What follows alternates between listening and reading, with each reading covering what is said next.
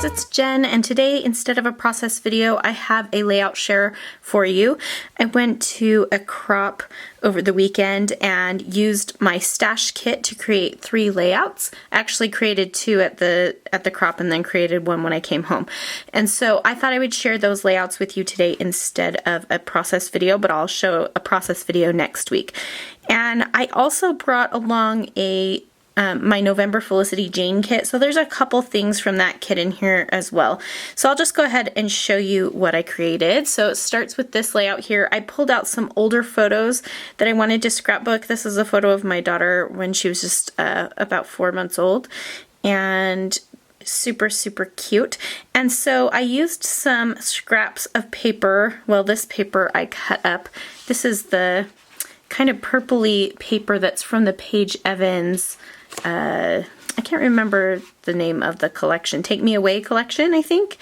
And I layered up some of the different patterned papers just on a white background. This gray paper is from Felicity Jane, and so I used some dies that are from Diamond Press to cut those clouds out, as well as the little hearts. And I just used some of the patterned papers to cut out the little hearts there. These little puffy stickers that are this light gray color are from the Felicity Jane November kit. So this layout does show some things that are not in the stash kit that I created, but most of it is. These puffy stickers are also from the Felicity Jane kit, but I cut out the word hello 3 times with a die out of one of the patterned papers that I had in my kit and layered it up so it kind of looks like chipboard almost. You can kind of see it, the dimension there, and I like the way that ended up looking. And then the ampersand and this little asterisk are from the alphabets that I had included in the kit, as well as the sequins. And this is just a really simple layout. This tag is also in the kit.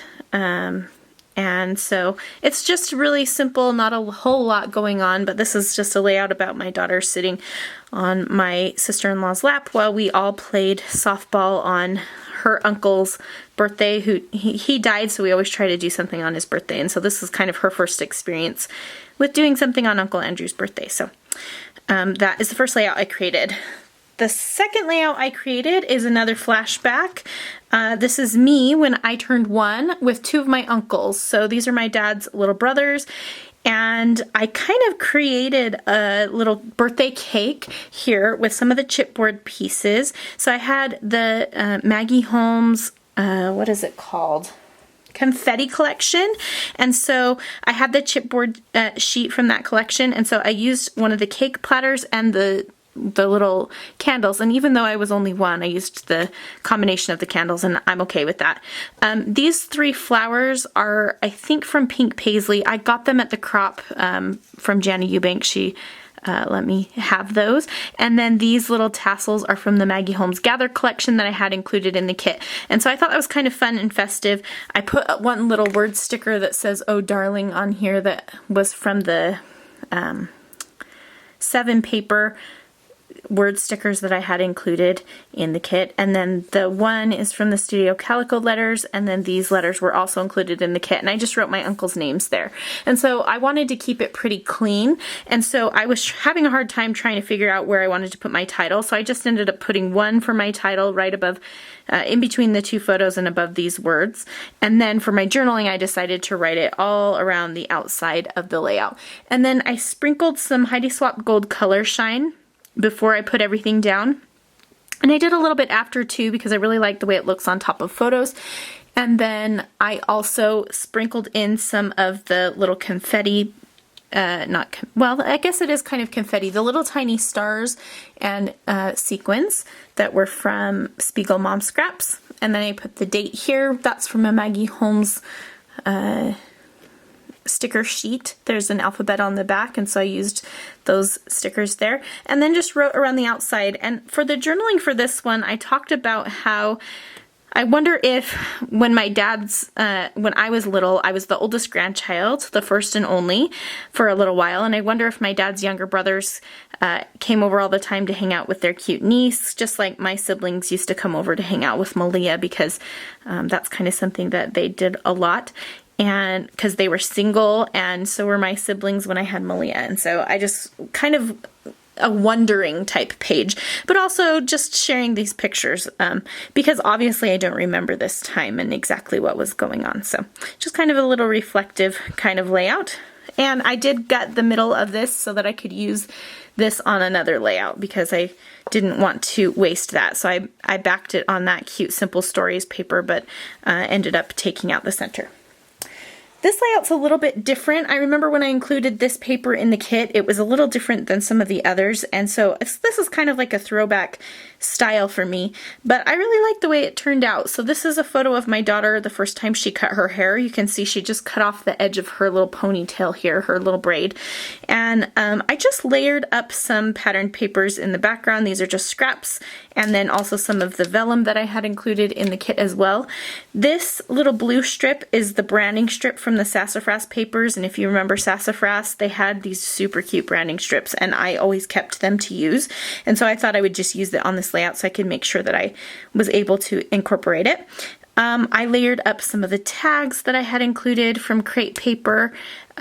This is from the Cute Girl collection, and then I used some of the rub-ons from there's a Crate Paper Love or Sweethearts, or I can't remember exactly what the collection's called, but it had black rub-ons, and so I was trying to mimic this acetate piece over here on this side. So those are all rub-ons, and then I had another one included over here as well. You can kind of see that kind of tucked in there.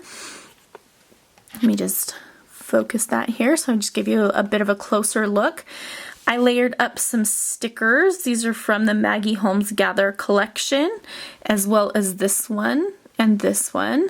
And then this is from the Cute Girl collection. So the Cute Girl collection die cuts are something I added in later. I mentioned that in my last video. So this is from that collection. So is this acetate piece. So is this little piece that says girl. There was a big G right here, but I decided to cover it up.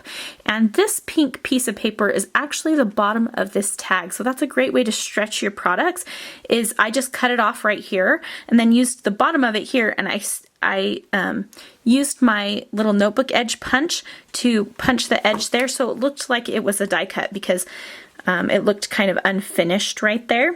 And then I used my LE Studio stamps that I had included in the kit right there. And then this is a sticker from the Maggie Holmes Gather collection, and it says every day brings a new story, but it was supposed to be every space day, and it was one word every day, and that bugged me. So I just am like letting my mind fill in the blank, and I hid the word every. And then there's pigtails, a little sticker there that's from the 7 paper little word strips.